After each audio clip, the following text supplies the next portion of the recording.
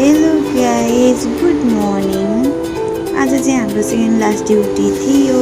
Night duty चलिरहेको थियो नि त। सो हामी चाहिँ बिहान ड्युटीबाट आएपछि चाउमिन बनाएर खाने भनेर प्लान थियो। अनि सामानहरू सबै रेडी गरिसकेँ चाउमिनको लागि। अनि नाइट ड्युटीले गर्दा एकदम गाह्रो हुन्छ नि त। त्यही भएर दिदी र मैले चाहिँ छिटो छिटो चाउमिन बनाएर खाऊँ भनेर सामानहरू रेडी गरेर चाउमिन बनाउन सुरु गरियो। पालै पालो होइन, अब मिलेर गर्नु पऱ्यो नि त, दुईजनाले खाने भएपछि त। अनि मैले यता सुरु गरेँ अनि दिदीले चाहिँ उता सामानहरू रेडी गर्दै हुनुहुन्थ्यो, चाहिने अरू सामानहरू।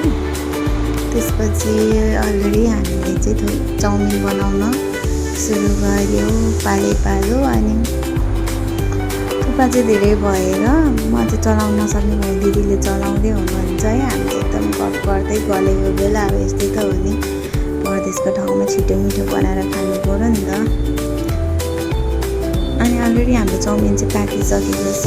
अनि हामी चाहिँ चाउमिन खानको लागि रेडी भइसक्यो। हाम्रो चाउमिन चाहिँ एक प्लेट छ। सो खानु मन लागिरहेको थियो नि त, खानु मन लागेको बेला त धेरै खाइन्छ। अनि खायो, एकदम स्वादिष्ट भयो। अब भोक लागेर पनि होला है, परदेशको ठाउँमा यस्तै हो, छिटो मिठो बनाएर खानुपर्छ। अनि फेरि आज चाहिँ बिहान मौसमले च्यालेन्ज गरेको थियो कि पानी परेको थियो। सो हामीले चाहिँ तातो तातो चाउमिन बनाएर खायो, एकदम मिठो थियो क्या। अब अर्ग्यानिक आफूले बनाएको त मिठै त लाग्छ नि है। हामीले चाहिँ मस्त चाउमिन बनाएर खाइसक्यो।